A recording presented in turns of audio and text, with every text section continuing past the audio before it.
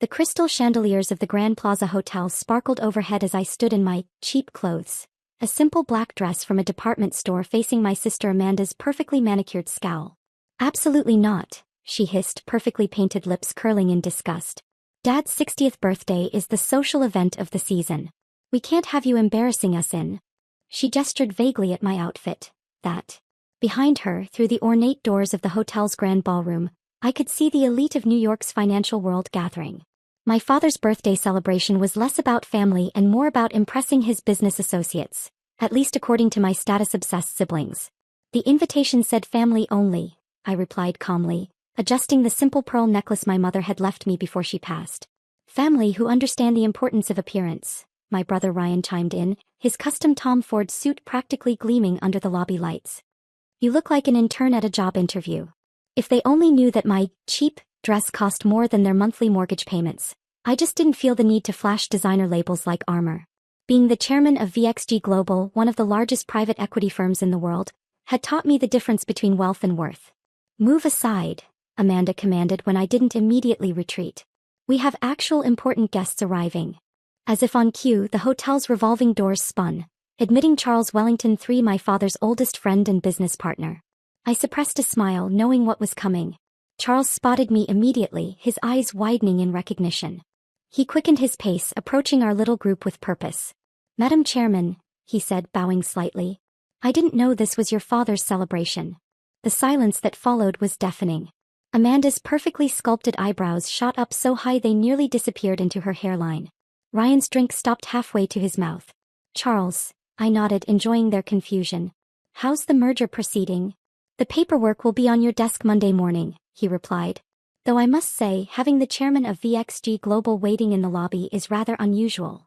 Wait, Ryan sputtered, his expensive scotch nearly spilling. What did you call her? Charles looked between my siblings, genuine confusion crossing his features. Madam Chairman? Surely you know your sister acquired VXG Global 6 months ago. Amanda's face had gone from shocked to pale. That's impossible. VXG is worth billions. $47.3 billion at last valuation, I confirmed. Though we're expecting that to rise after Monday's merger announcement. The story of how I'd ended up here, chairman of one of the world's largest private equity firms while my family thought I was struggling at some entry-level job, began 5 years ago. After Mom's death, Dad had thrown himself into work, leaving the family business increasingly in the hands of my ambitious but short-sighted siblings. While they focused on social climbing and status symbols, I'd seen the bigger picture. Using my inheritance from Mom, significantly smaller than my siblings' trust funds because I'd refused to follow the family-approved career path, I'd started investing in undervalued companies. My first big break came when I spotted a pattern in the market that everyone else had missed. While traditional investors were focusing on tech startups, I saw opportunity in overlooked industrial companies. One successful acquisition led to another, each carefully hidden behind layers of holding companies and private trusts. But you work at some small investment firm, Amanda stammered, her worldview visibly crumbling. Actually, Charles interjected, your sister owns that firm. And about 30 others. VXG Global's acquisition was just the most recent. Ryan grabbed my arm, his expensive watch digging into my skin. Why didn't you tell us? I gently removed his hand. Would you have believed me? You were too busy mocking my poor career choices to notice what I was building. The hotel doors opened again, admitting more of New York's financial elite.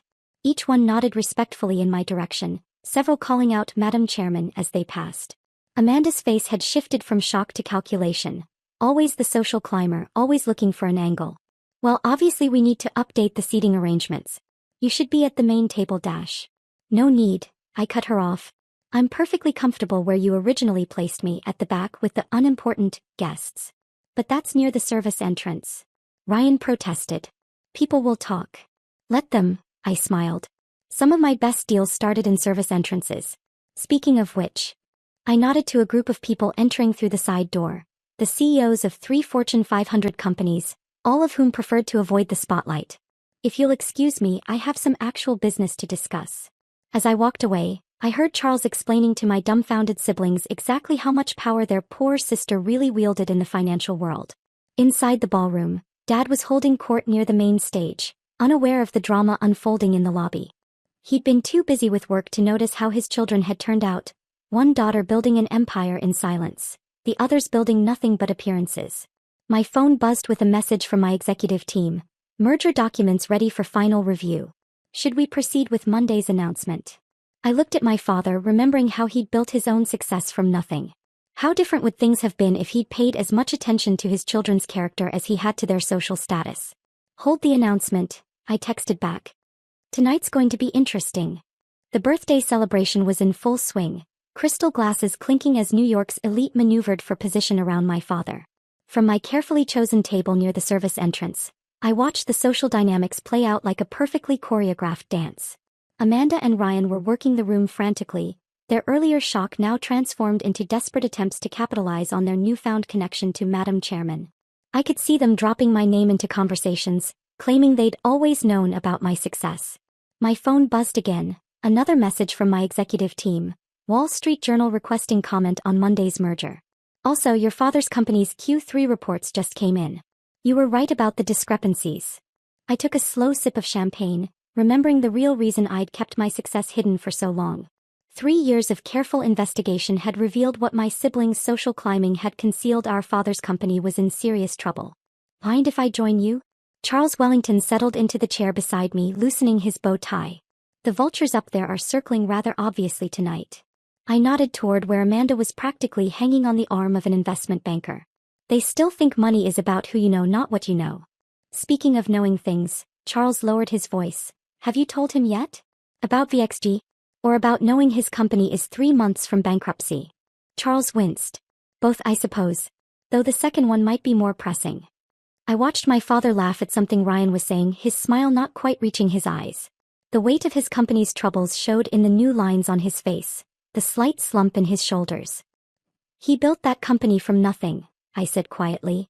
While Mom raised us, he worked 18-hour days, determined to give us everything he never had. Somewhere along the way, he forgot that everything should include values, not just valuables. And now his CFO has been cooking the books for years, his market share is collapsing, and my dear siblings are too busy planning charity galas to notice the ship is sinking. The irony wasn't lost on either of us, that the daughter they tried to keep away from the party could buy the entire hotel it was being held in, while the company they were all so proud of was quietly imploding. My phone buzzed once more. Singapore office confirms acquisition of Parker Industries complete. You now control 60% of your father's market sector. Time to move? Charles asked, noting my expression. I stood, smoothing my cheap dress. Time to save the family business, whether they like it or not. Making my way to the stage, I caught Amanda's eye. She made a frantic slashing motion across her throat, still trying to keep the embarrassing sister away from the spotlight. Ladies and gentlemen, I spoke into the microphone, my voice cutting through the party's chatter. I believe it's time for the evening's special presentation. Dad looked up, confusion crossing his features. This wasn't on the carefully planned schedule. Most of you know Edward Harrison as a brilliant businessman, a pillar of New York finance. I clicked a remote and the ballroom screens came to life. What you might not know is how close he came to losing everything this year. The room went silent. Ryan choked on his drink. Amanda's face went pale. Dad, I continued, looking directly at him, your CFO has been falsifying reports for the past 3 years. Your market share isn't growing, it's collapsing. By my calculations, you have less than 90 days before the truth becomes impossible to hide. Gasps rippled through the crowd. Dad's face had gone ashen. But tonight isn't about problems. I clicked the remote again, showing a new set of figures. It's about solutions. About family. The screens displayed a complex web of companies, my companies, all connecting back to one central point. Harrison Global, my father's life's work.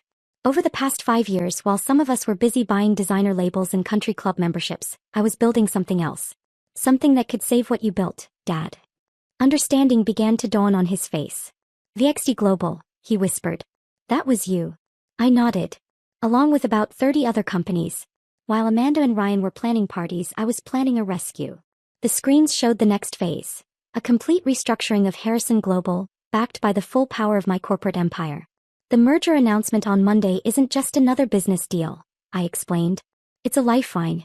VXG Global isn't acquiring Harrison Global, we're saving it. Modernizing it. Making it what it should have been all along. Amanda rushed forward. This is ridiculous. Dad, you can't let her dash. Let her what? Charles stood up. Save the company you were too busy spending to notice was failing? Dad raised his hand, silencing the room. How? He asked simply. How did you know? How did you build all this? I learned from you, Dad. The real you, not the social status version. I watched how you built your company, how you spotted opportunities everyone else missed. I just did it quietly without the galas and designer suits. The screens showed the final piece of the plan. A new corporate structure where Harrison Global would become the centerpiece of a modern, integrated financial empire. You taught us that real success isn't about looking rich. It's about building something that lasts. Some of us just took that lesson more seriously than others. Ryan stepped forward, his arrogance finally cracking. But we're the ones who stayed in finance. Who followed the family path. No, I corrected him. You followed the appearance of the path. I followed its purpose. Turning back to Dad, I saw tears in his eyes. The birthday gift I wanted to give you isn't just saving your company. It's showing you that at least one of your children understood what really matters. The room erupted in applause, not the polite social kind, but genuine appreciation for what they were witnessing. A father's legacy not just preserved but transformed. A family business not just saved but revolutionized. Amanda and Ryan stood frozen, their world of social climbing and status symbols crumbling around them. The sister they tried to ban from the party had just revealed herself as one of the most powerful figures in global finance. So, I smiled, raising my champagne glass. Happy birthday, Dad. Your company's future is secure, your legacy is intact, and your poor daughter isn't so poor after all. Dad made his way to the stage, ignoring the crowd's reaction. I've been so blind, he said quietly. So focused on the wrong things.